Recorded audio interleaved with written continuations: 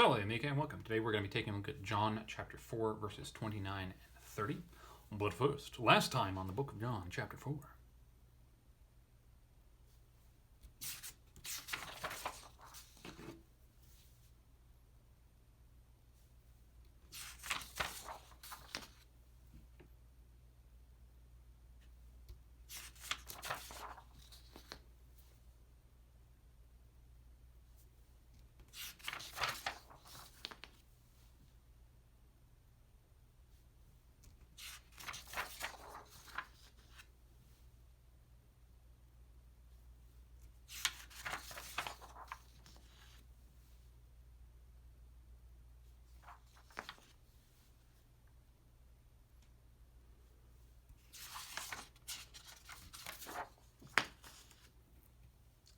There we have it. Here's our rubric, everything we look for as we go through the text. Let's get started.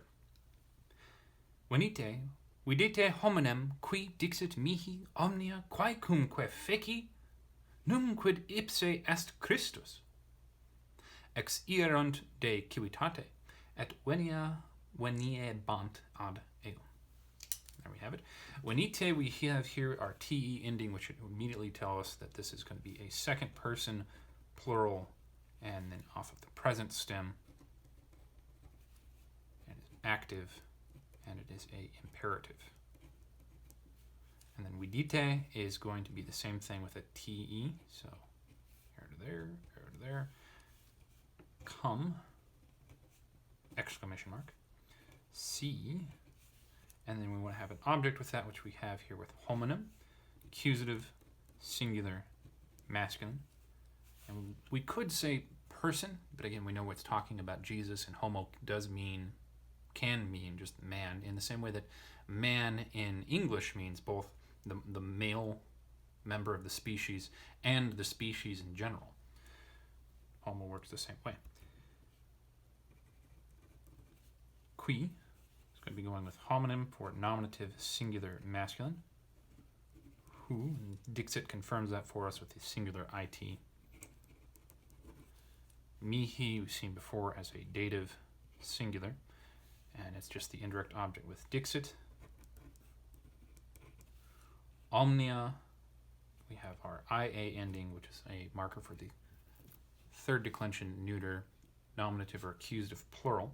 We need an accusative with Dixit, especially since we already have a indirect object right there. So accusative makes the most sense. Nominative plural, I don't know why that would make sense unless this is entering a direct statement, indirect statement, or direct statement of some sort. But we don't get any indication of that like we would expect with a quia. Before we translate that, we need to take a look further ahead. Quaecumque. We have our ae right there on the qui or quis part of this word, which just tells us that it's matching omnia.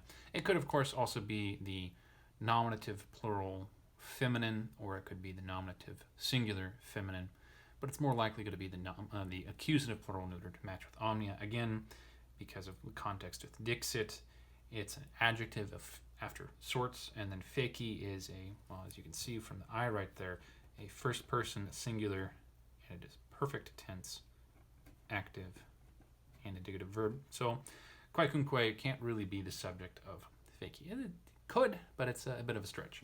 So another accusative plural neuter. And this word, depending on the dictionary or the lexicon that you have, you might not be able to find it in there. I don't think Cassell's has it, and I don't remember if Short has it. It's just one of those frustrating forms of qui.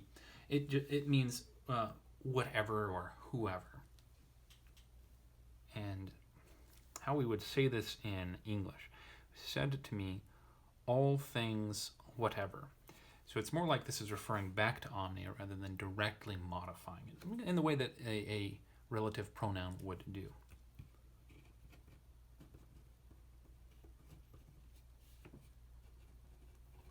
We might even say whatsoever, which is more fun than just whatever. Feci, I have done Num quid is going to introduce a new clause. This one is a question, and the quid on num just intensifies it. But I'm not entirely sure about this. I've read a bit ahead in the Latin, trying to get through the whole book for something else. And num quid shows up a lot to represent questions from the Greek. And normally you would take num and it would be a question that expects a negative answer. And that's kind of awkward to stick into English sometimes. But I don't think that in all of the instances where we see num quid in the Vulgate, that we should treat it as if it were num. I'm not convinced that in each instance it is actually the type of question that wants a negative response. I think in some instances it's actually expecting a positive response. So I disagree a little bit there with, and now I don't remember which lexica I looked in. But anyway, normally introduces a question that expects a no. I'm not so sure about that for the rest of John. And we'll see when we get there, and I have a little bit more time than normal, maybe. So, ipse, nominative singular masculine, est, we've seen this before, no need to parse it, likewise Christus. So these two are being linked together. And if we were to phrase this as a question expecting a negative answer, so the way that you would be asking this is just to confirm for me that this isn't so. Told me whatsoever I have done. Surely this man isn't the Christ. It can't be, can he? And that could show incredulity on her part. But from what we've seen them talking about, Jesus has been steadily convincing her of who he is, that he is in fact the Christ. So I think rather than a question that would expect a negative, what might make more sense is a question that's well, it gets to the incredulity of it, but not in the lack of faith. It's I don't know. I don't really know how to explain what's bouncing around in my head. But anyway, I'll write it down as a question. I'll try to write it down as a question expecting a negative. Yeah. Bit awkward way of putting it. Exierunt, erunt, for our third person plural, perfect tense, active and indicative. And yet again, no V between that I and the E. De, prepositional phrase, plus civitate, ablative, singular, feminine. Et, new verb, prepositional phrase closed right there. They went out, left.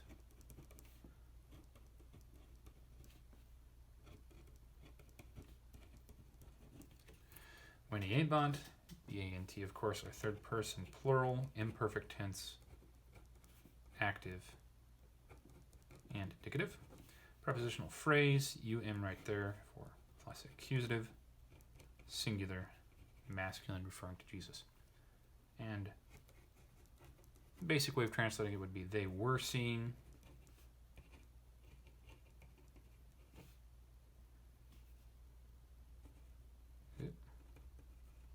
And the odd aum is a bit weird, but this is just the Latin following how Greek forms these words. For Latin, we don't really need to say we're seeing to him, but the Greek will sometimes do that with pros.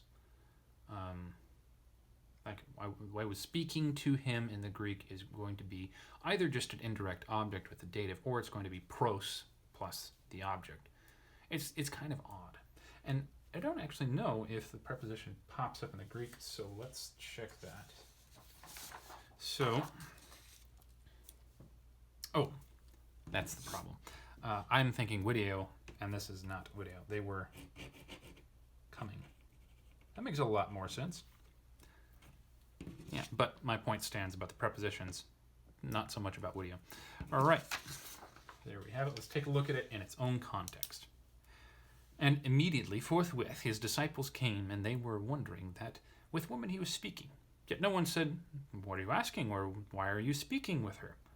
Therefore a woman left her water jar, and she went away into the city, and says to those people, "Come, see man who said to me all things whatsoever I have done.